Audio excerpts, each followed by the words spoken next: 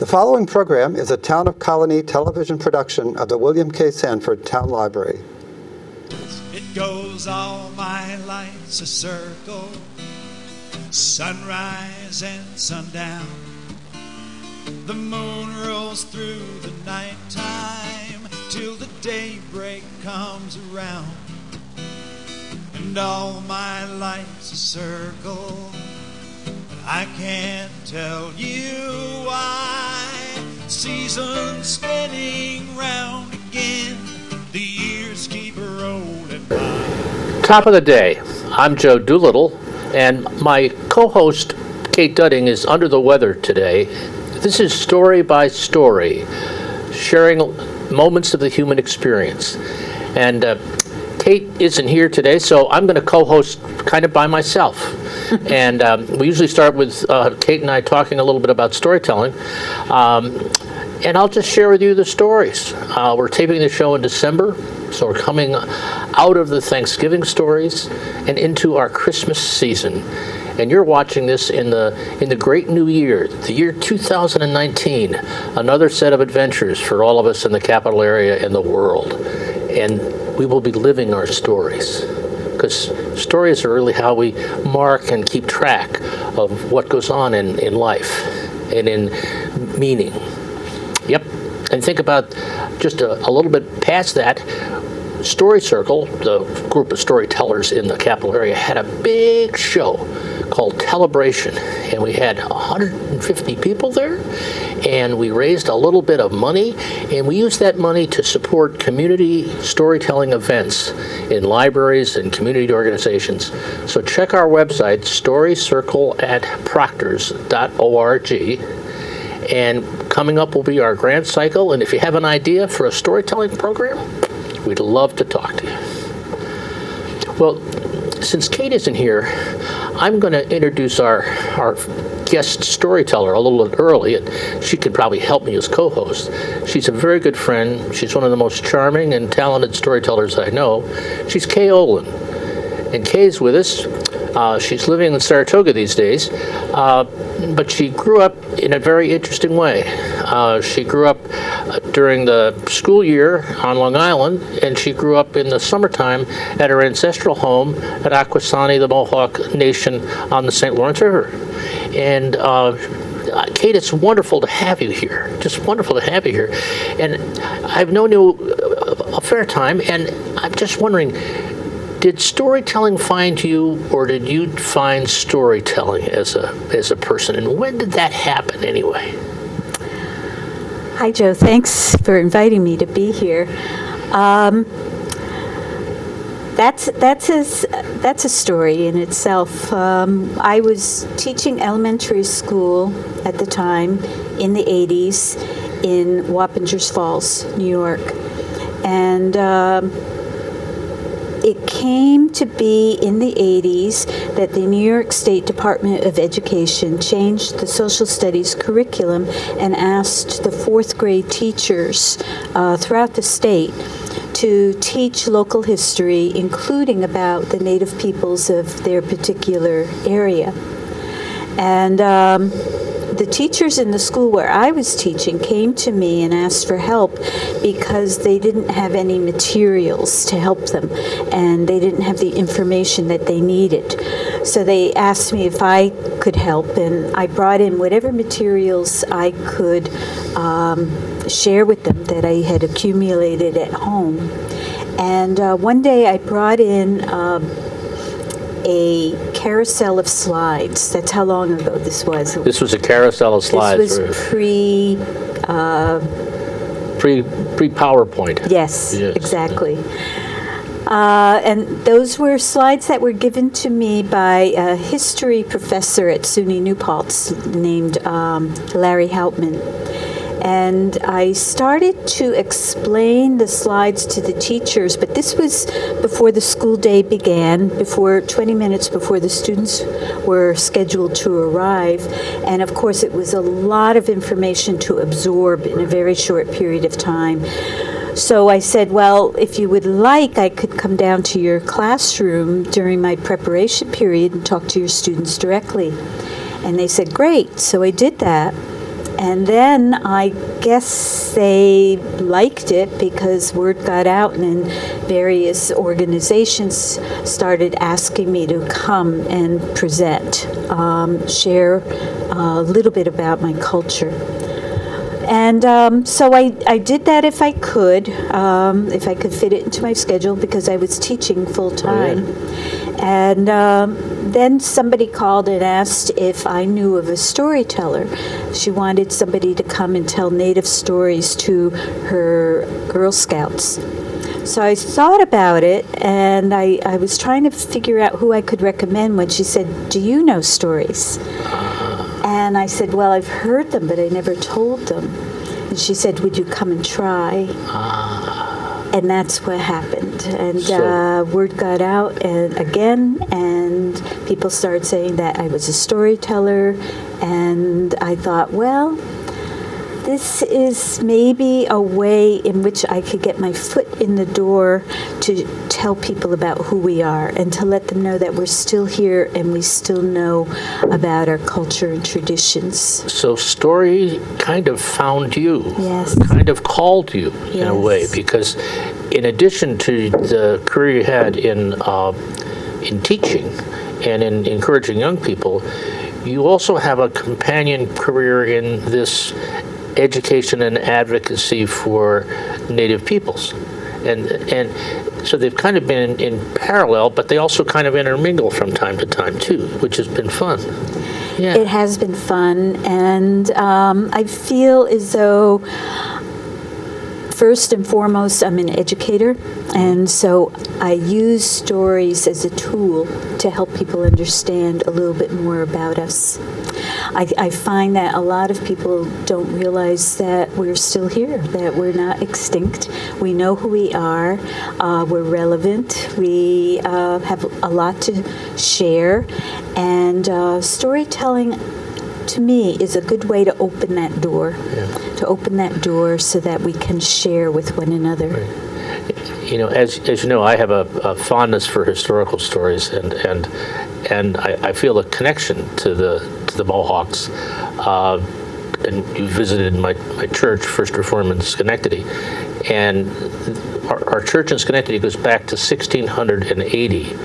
And when it was chartered, half of the members were Mohawks, and for that period of the founding of the settlement up until the Revolutionary War, there was always a Mohawk presence in the village of Schenectady, including after the massacre. It was the Mohawks who came to Albany and issued a formal invitation for the Dutch and the English to return. And they promised to protect them and be friendly, and they built a longhouse in the new settlement for the Mohawks to live with them. So there's a long association in our history between the Mohawk Nation and the English and the Dutch and the early settlers. And I find that just kind of very wholesome. That's interesting that very often the discussion revolves around conflict rather than times of friendship. Friendship. Well, and indeed it was the friendship that I just described that was probably more of it than because there was rarely any conflict between the English and the Dutch and the Mohawks. It was all other ways. But in any rate, have you got a story that you'd like to tell us other than the one that you just told about how story found you, which I thought was a pretty good story, by the way? Well, thank you. Yes. When I was driving here this morning, there was a story that kept coming to me in my mind, and I thought, well, that's the story that I'm going to have to share today. And it's one that I learned from a Mohawk elder named Bill Loran, who lives at Akwesasne. Akwesasne is the reservation where my mother grew up, and that I visited, as you mentioned before, every summer of my life, and where I still have relatives and many, many friends. And he told me this story during a festival at Ganajohalege, which is a Mohawk community located only an hour from here, west of here, in between Fonda, New York, and Palatine Bridge.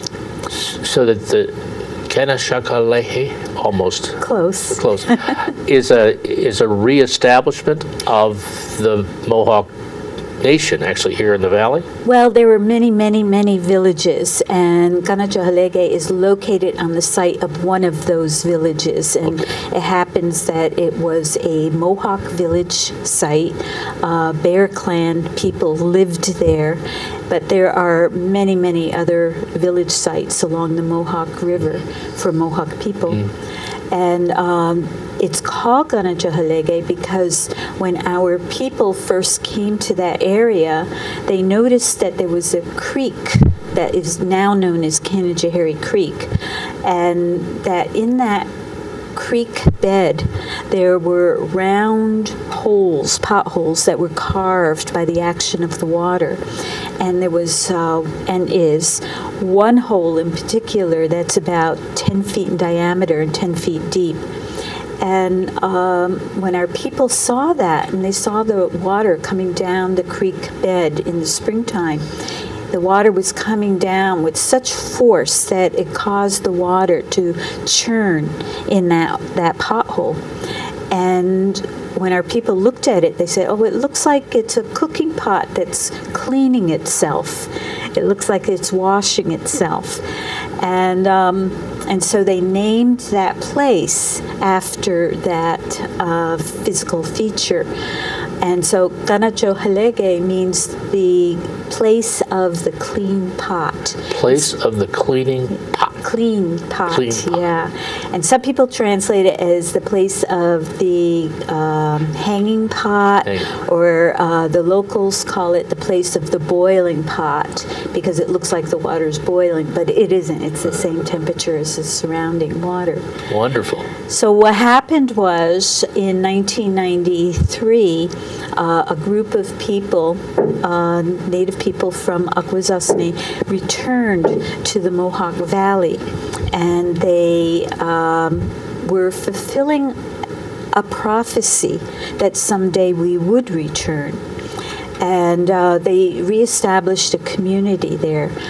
What happened was, and this is kind of a long story, what happened was George Washington had promised our people that we could keep our lands forever, as long as the grass shall grow, as long as the rivers flow, and as long as the sun rises in the east and sets in the west. But after the Revolutionary War, he broke that promise, and he ordered the destruction of our villages and our food stores. So many of our people fled. And some people stayed in the area but went into hiding. But the people that fled took with them the prophecy that someday we would return. And that prophecy was passed down through our oral tradition from individual to individual, family to family. And it came to be that Tom Porter, a Mohawk elder, heard that prophecy when he was a young man and was retelling it on a visit to the Mohawk Valley. And a man named Vince Schaefer heard it. And I guess he was intrigued by the whole idea, because every time a piece of property went up for sale in the Mohawk Valley, he would call Tom and tell him, maybe hoping that this prophecy would be fulfilled.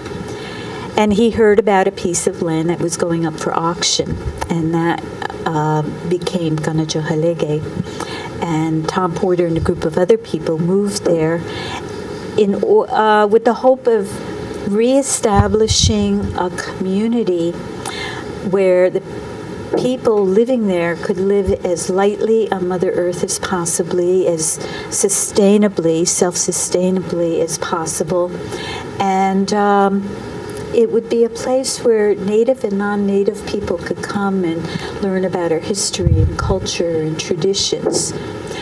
And eventually it was proposed that we should start teaching Mohawk language immersion classes there.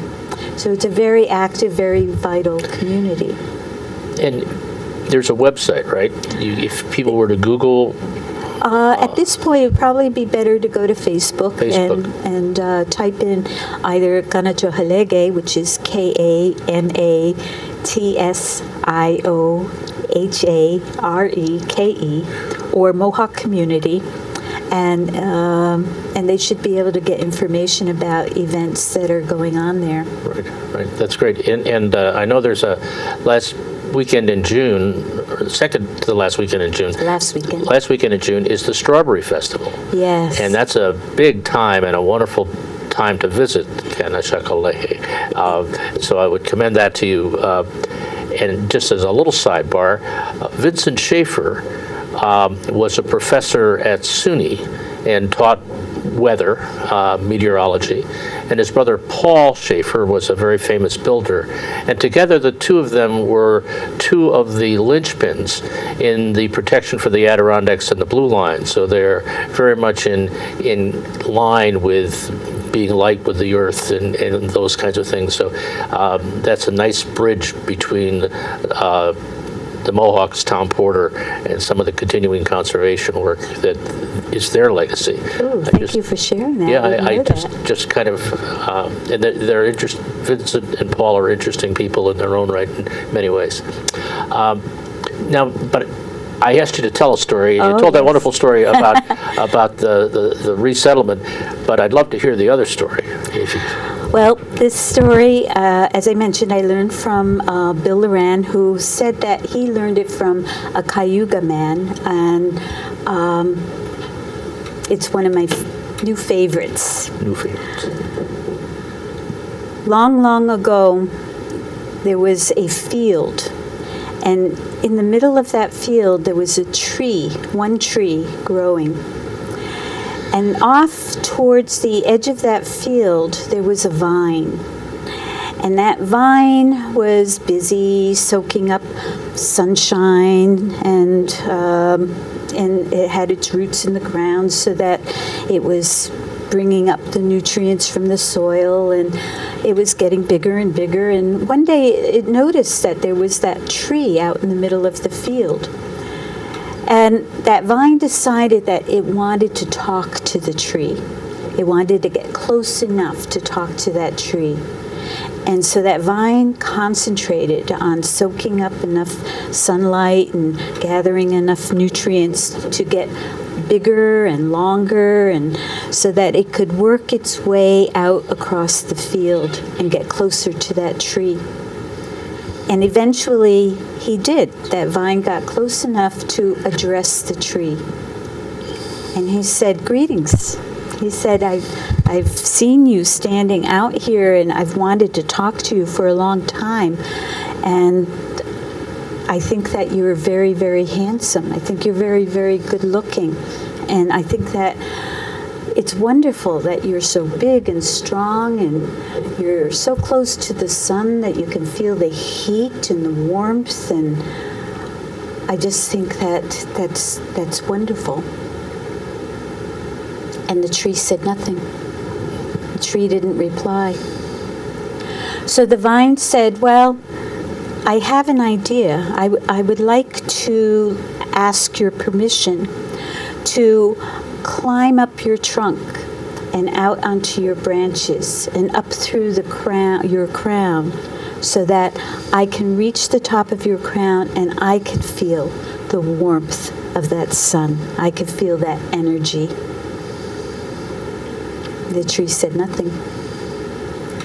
So the vine said, "Well, if you let me do that, if you let me climb up your trunk and out onto your branches and up through the crown, I'll hug you and I'll keep you warm." And at that point, the tree said, "All right, I give you my permission. You can do that." And so that's what the vine did.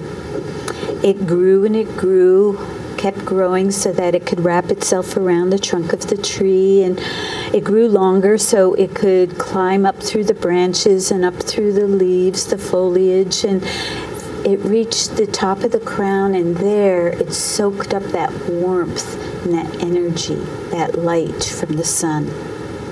And that vine got bigger and bigger and stronger and stronger, and it hugged that tree tighter and tighter. And at that point, Bill stopped. And I waited.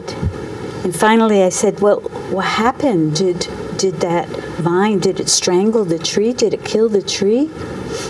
And Bill said, no. And he smiled. He said that tree had a strong enough root base so that it could withstand the pressures from that vine. And it broke the vine. That tree lived. He said, that's like our children. If we give our children a strong root base, if we sing our songs and tell them our stories and teach them to be proud of who they are, if we show them love and compassion, they will grow strong. They will develop a strong root base, and they will be able to withstand the pressures from the outside world. Whoa. And that's how that story goes. Wonderful, wonderful, wonderful. And I actually didn't know where it was going. And then when you stopped, I was perplexed.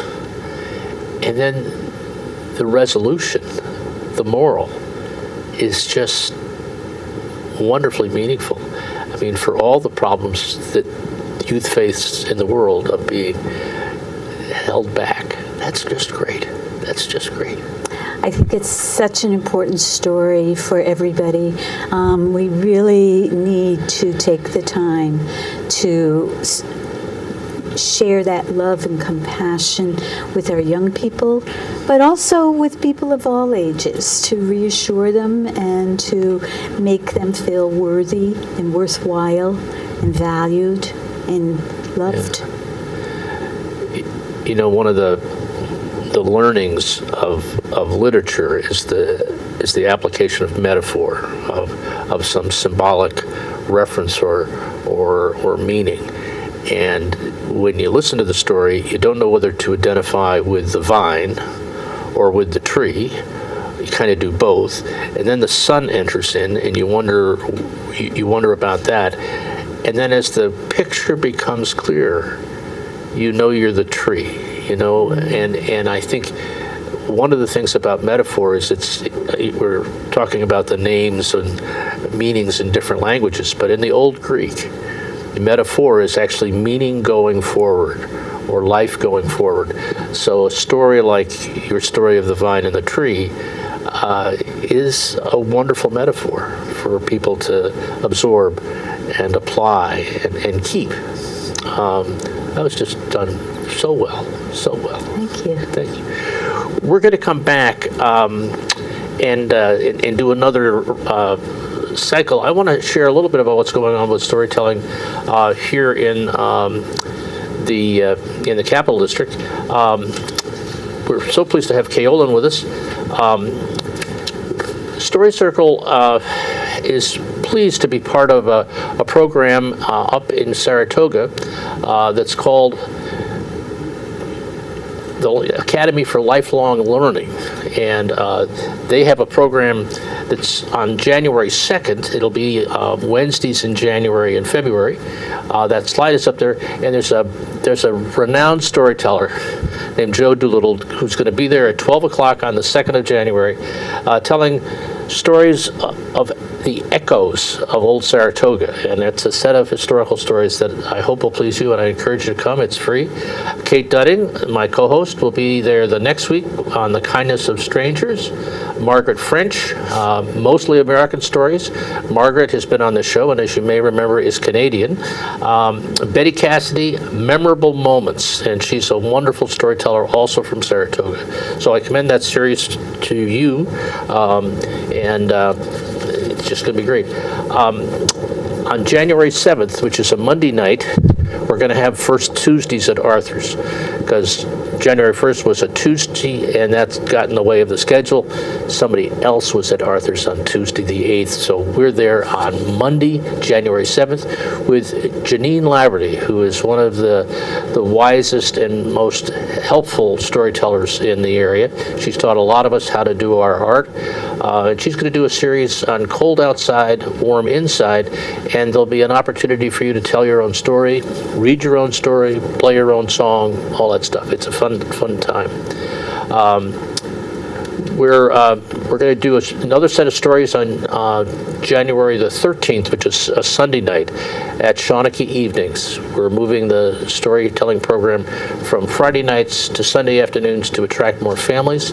And Claire Nolan and I will be doing stories that are rooted in family lore, and we're going to encourage those who come to tell their own stories. So that'll be fun. That'll be participatory.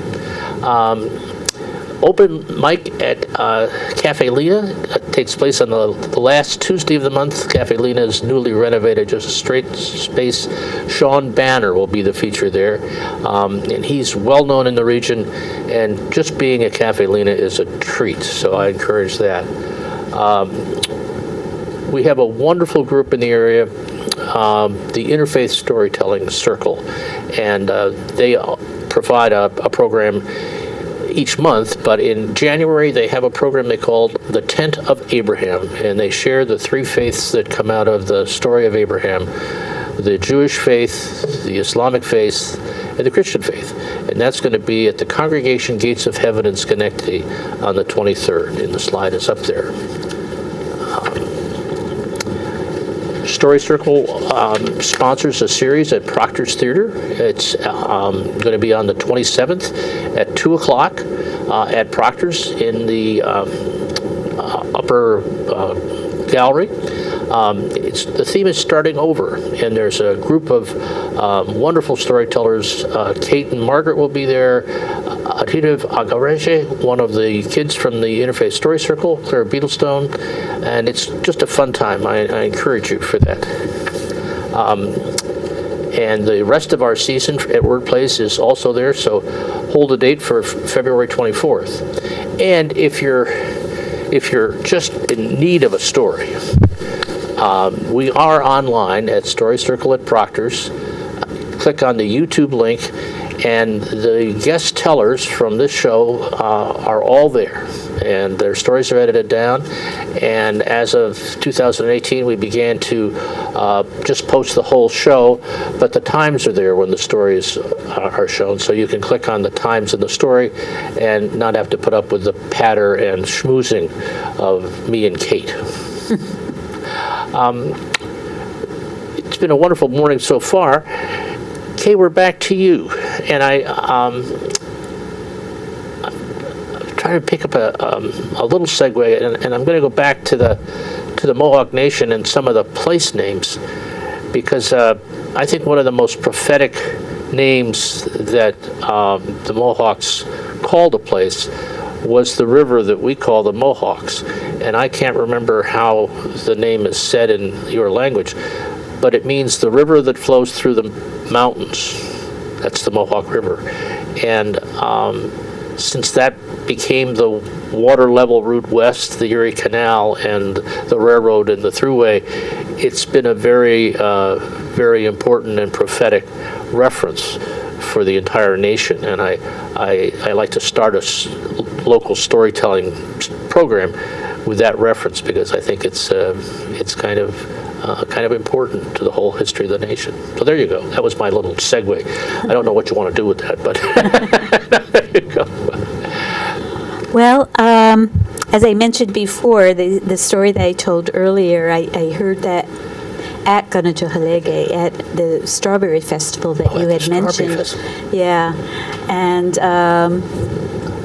I thought what I would do at this point is just go a little bit further north, because very often when I was growing up, when we would travel to Akwesasne to visit my family during the summers, sometimes we would stop along the way in the Adirondack Mountains, and we would visit a museum there called the Six Nations Indian Museum. And it was founded by a man named Kahana Dolans, or Ray Fadden. He was a science teacher, and he had Native ancestry, and he was a little bit different from, or very different from, a lot of the teachers of that era. He was teaching during a time when my mother was in school. And he would teach his students. He would say, when you finish your studies, if there's time, if you finish early and there's time, I'll tell you stories about your environment and about the environment and about your culture. And he had many Native students in his classes over the years, and unlike a lot of the teachers of that era, he was teaching his students to be proud of who they were instead of ashamed. And on weekends, he would take some of his students on trips to show them what other people were doing with their lives to help their people. And he would encourage his students. He'd say, don't let anybody tell you that you can't do this or you can't do that just because you're Native. You can, if you'll find a way if you want to. When he retired from teaching, he built a museum in the Adirondack Mountains called the Six Nations Indian Museum. And it's located between Saranac Lake and Paul Smith's College in a town called Anchayota. It used to be that you would make that turn off the main highway to go into Anchayota, and there was a billboard there that said, "Welcome to Anchayota, home of 67 of the friendliest people in the world," plus a couple of sore heads.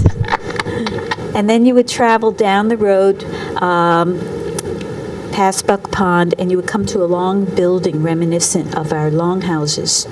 And when you went into the museum, you would be given a chance to look around, but then you would be invited to sit down on benches to hear stories.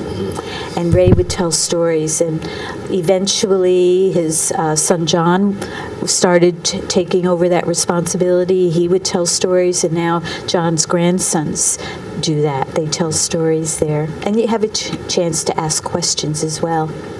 So one of the stories that I learned there was this one, and this was a story that I was told might have been a story that the peacemaker might have shared to help convince our people to stop fighting and unify into a peace confederacy that we call the Haudenosaunee or the Haudenosaunee, but many people refer to as the Iroquois Confederacy.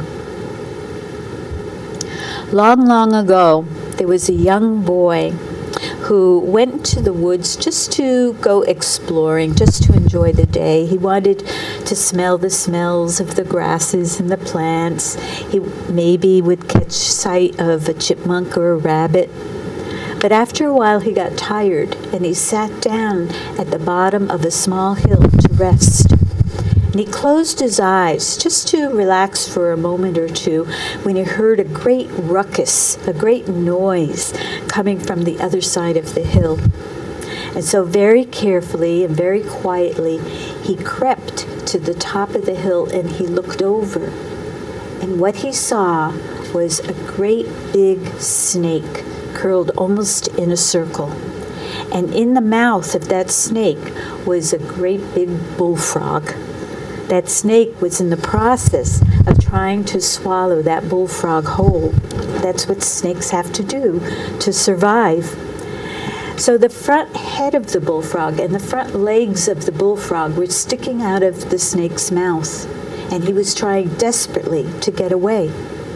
But as the little boy watched, that bullfrog was disappearing more and more down the throat of that snake.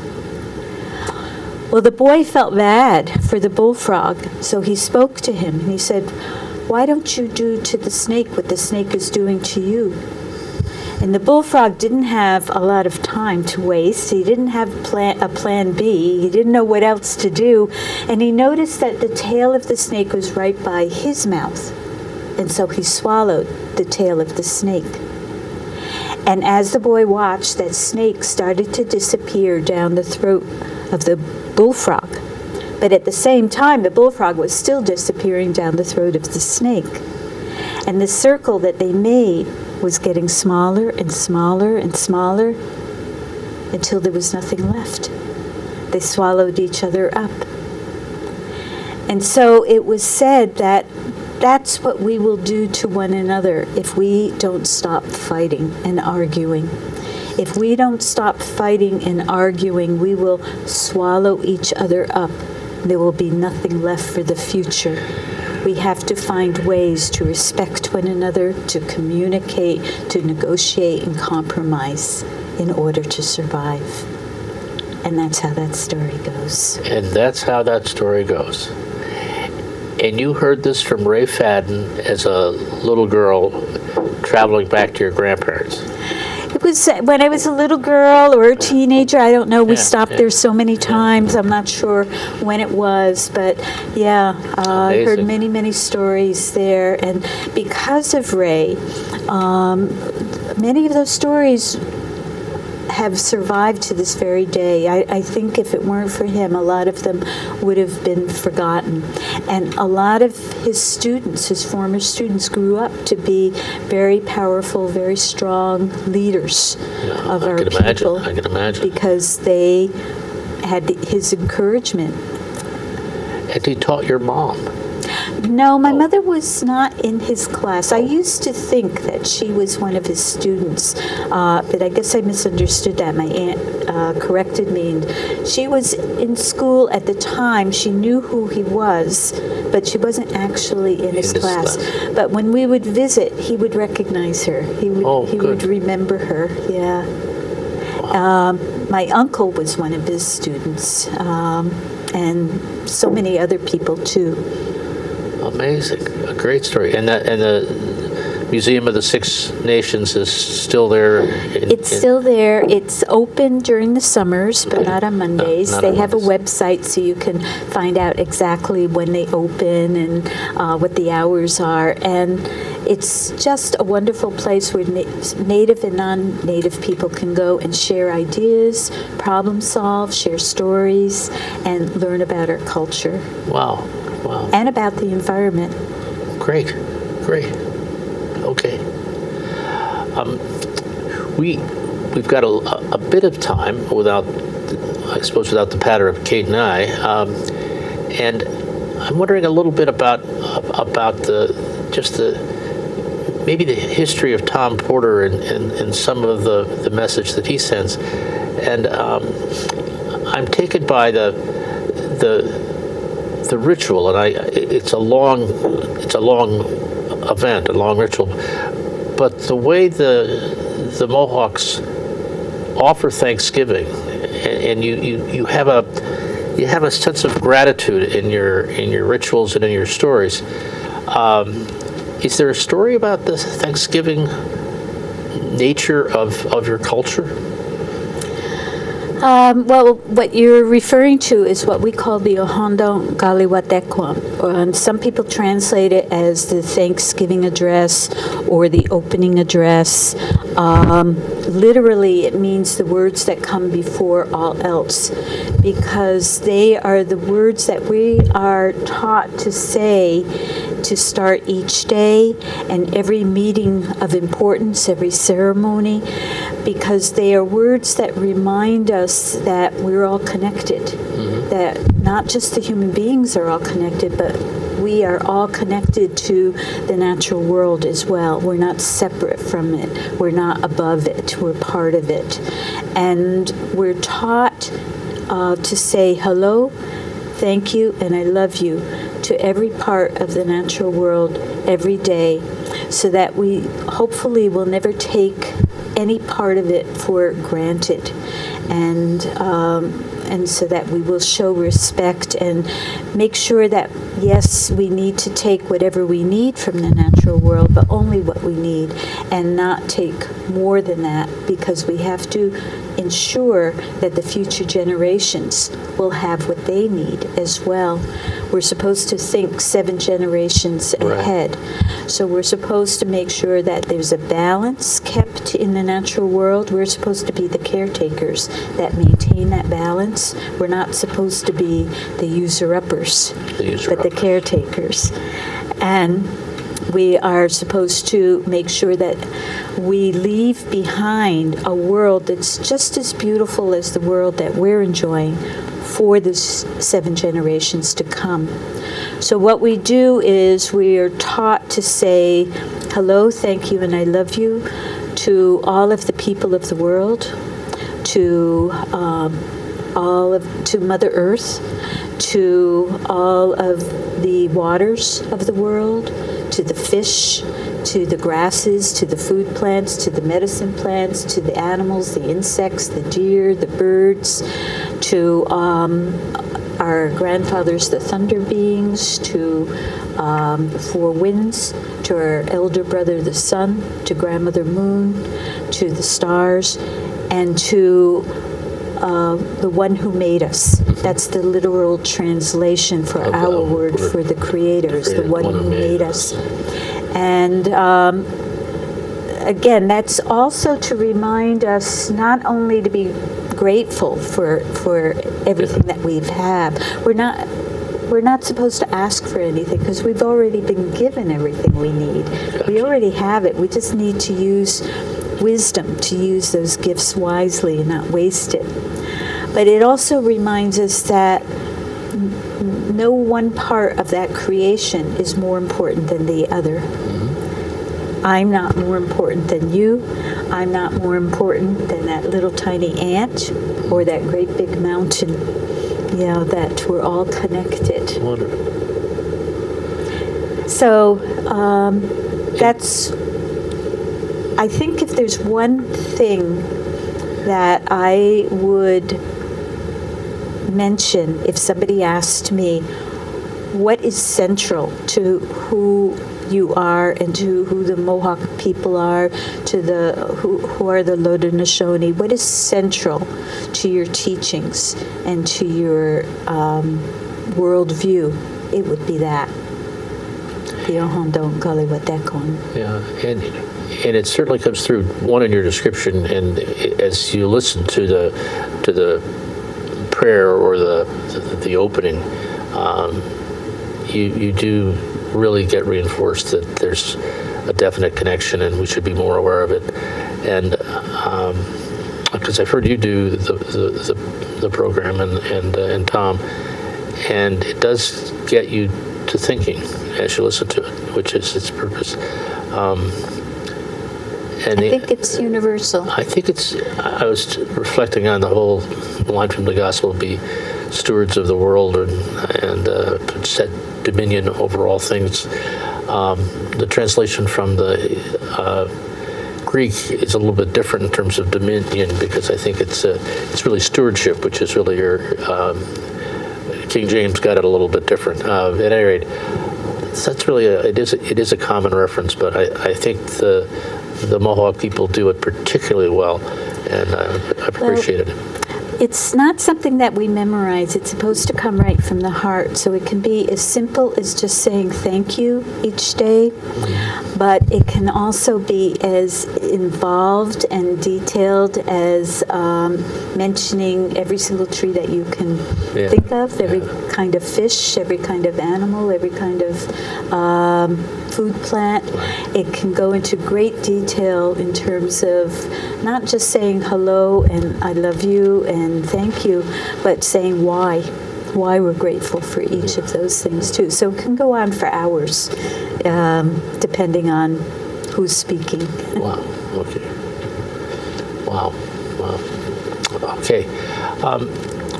When you think back to some of the other stories of the Haudenosaunee, I noticed that in your amulet, you've got a turtle, and it has a tree on top of it. My hunch is there's a story there too, Kay. There's a couple of stories here. And let's see. This one takes about 10 days to tell. 10 days. But I can tell you a short version of that. 10 days. This one also is a very, very long story. And the turtle is reminds me that in our creation story, our world where we're living now, where we're sitting and standing in our teachings, is on top of a giant turtle shell. So many people refer to this place as Turtle Island, where we're living. And so the turtle reminds me of that, but it also reminds me that among the Kanyangahaga, or the Mohawk people, traditionally we have 3 clans, and one of them is the Turtle Clan.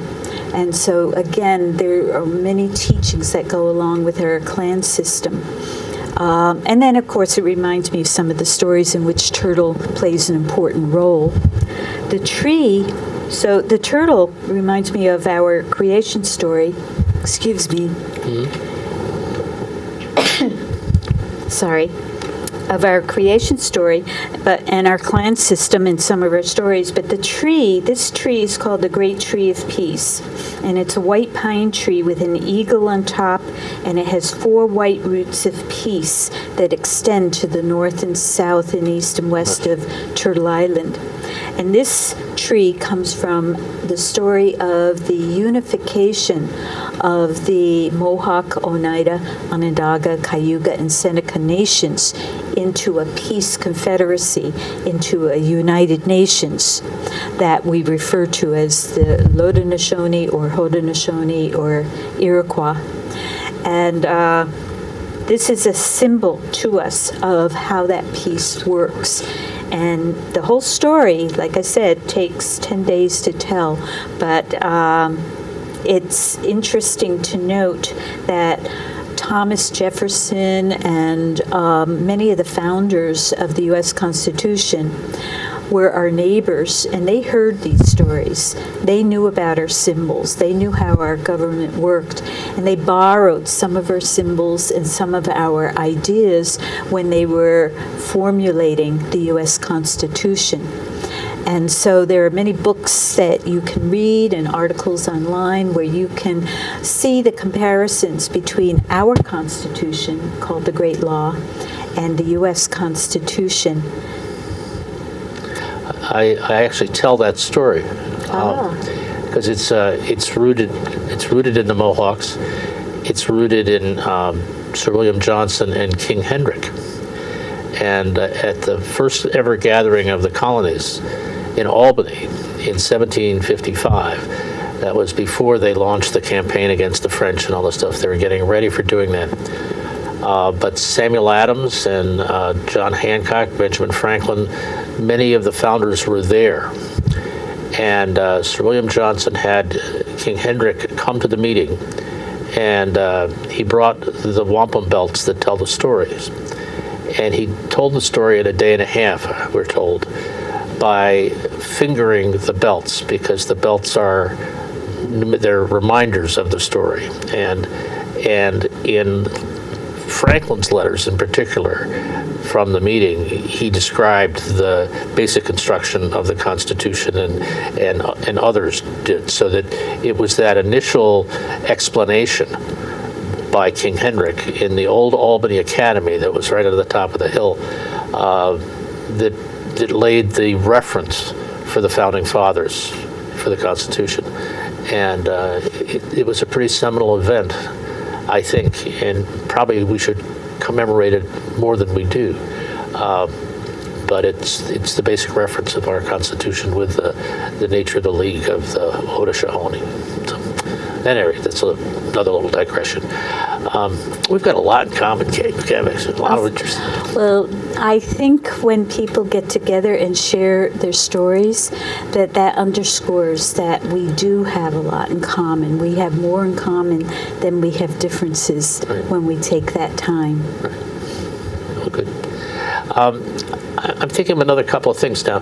You've got some storytelling events, because I mentioned Cafe Lena in the feature, and you're going to be there on one of the months, aren't you? Yes, I'm going to be the featured teller at Cafe Lena on February 26th. February 26th, and that's a 7 o'clock start. Yes. And you'll be on for about a half an hour as part of that. And you can get there a little early and sign up to tell your own stories. And Cafe Lena has to have a spoken word story. We don't let you read stories there. You can read them at Arthur's, but you can't read them in Saratoga. So you'll be there on the 27th of February. 26th of February. And other events that you've got on your calendar? Well, you had mentioned Academy for Lifelong Learning, and I'm going to be telling stories for the ALL on February 20th, right before Cafe Lena, the week before. And then for those people that already have their 2019 calendar, there will be a Saratoga Native Festival on September 22nd at the National Museum of Dance in Saratoga, and there will be all kinds of dancing and music and storytelling there, and I'll be one of the storytellers at that event.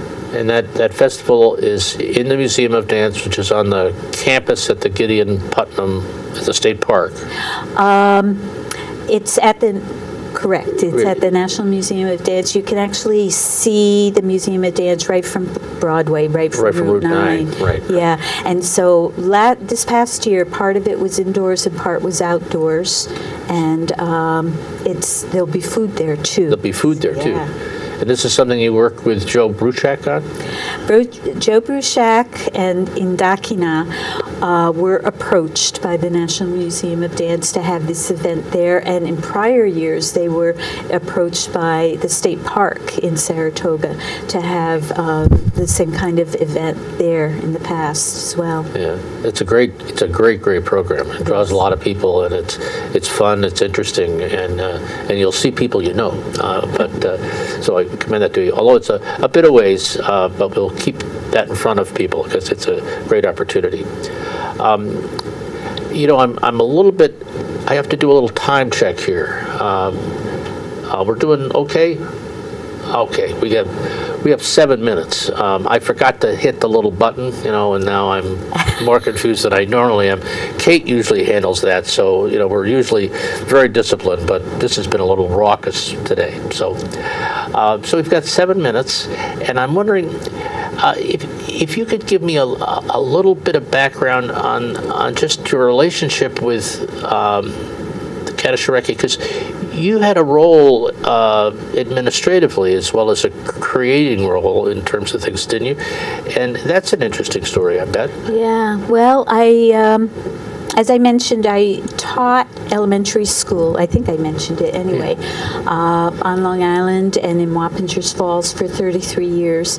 And when I retired from teaching, I was invited to move to Ganatohalege, a traditional Mohawk community located on Route 5, halfway between Fonda and Palatine Bridge, to work as director and to help put together programming there and take care of answering the telephones and helping with the bookkeeping and taking people on tours who were visitors and helping to give cultural presentations to community groups and college groups that would visit there. And I wore a lot of hats. I did everything from throwing hay bales to...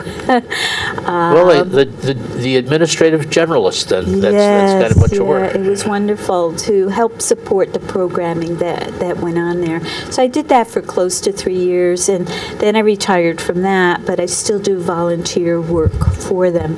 And these days, there's so much we can do over the internet and on the telephone. Right. But actually, I was there yesterday helping out in the craft store there a little bit. So it's a wonderful place to visit. If anybody happens to be driving past, don't be shy.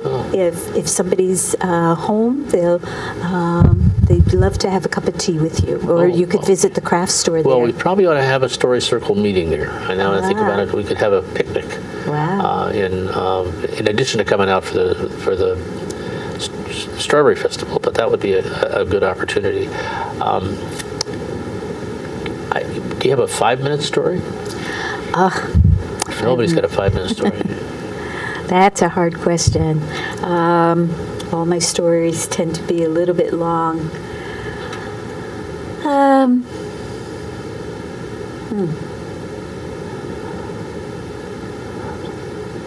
Well, let's see if I can make this a 5-minute story. Long, long ago, as many of our stories begin, the Creator had finished making all of the creatures. And he had made all of the creatures in a certain way. Some had spots, and some had stripes, some had long tails, some had short tails. And he thought, gee, I made all of the animals the way I thought they should look, but I never asked them how they wanted to look. And so he called a meeting of all of the animals and asked them if there was one thing they would like changed about the way they looked. He said, think very hard about this, because if I change you, that's how you'll have to stay. Pick me first, said Owl. And Creator said, oh, Owl, you'll get your turn. Wait, be patient. Creator picked up the Humptonago, the rabbit, and he stroked him, and he said, don't be afraid. He said, think about this. Is there something you would like changed? Well, in those days, Rabbit had short ears, and he had 4 short legs. And Rabbit said, I've been thinking about this for a long time already. I know what I would like changed. I have 4 short legs. Fox has 4 long legs. He's always trying to catch me, and he's a very fast runner. I would like 4 long legs, too, so I can get away from Fox. Well, Creator said, I can do that, and don't worry, it won't hurt a bit, but I want all of you other creatures to cover your eyes. Close your eyes and cover them so you can't see what I'm doing. Well, they all did that. They all covered their eyes except for Owl. Owl stretched out his wings, and he did this. Well, the Creator held onto Rabbit's ears, and he started to lengthen 2 of the legs. He said, I'll lengthen these 2, and later on I'll lengthen the others. But as he did that, Rabbit's ears got longer. He said, that's okay. Later on I'll push those ears back down. But then he got a funny feeling on the back of his neck, as though someone was watching him. And he spun around. He saw Owl peeking through his wing feathers. And so he dropped Rabbit, and he picked up Owl so tight that Owl's eyes got big, and they got stuck that way. Even to this day, that's how Owl looks. And he pushed Owl's head down so it looked like Owl had no neck at all. And he said, Owl, I'm so disappointed. You peeked. For now on, I don't want to see you. For now on, you will hide during the day, and you will only come out at night to do your hunting. And he let Owl go. And then he looked for Rabbit so he could finish working on Rabbit. Rabbit still had those long ears because he had been pulling them, and he only had 2 long legs. But the Creator said, well, Rabbit ran away, and so that's the way he'll have to stay. And all of you other creatures, you'll have to stay the way I made you. He said, but in time, hopefully, you'll realize that each of you has your own special gifts. Each of you is beautiful in your own way. And that's how that story goes. And that's how that story goes, and that's how our story by story show goes. And we are so grateful to you, Kay Olan, the woman whose story found and who has blossomed within you in all that you do and all you touch and all you smile at. We're so grateful to you. Thank you. And we're grateful to you, viewers, and we hope to see you at a storytelling program somewhere around the area. Much good cheer, and Happy New Year. It goes all my life's a circle, sunrise and sundown. The moon rolls through the nighttime till the daybreak comes around. And all my life's a circle, but I can't tell you why. Seasons spinning round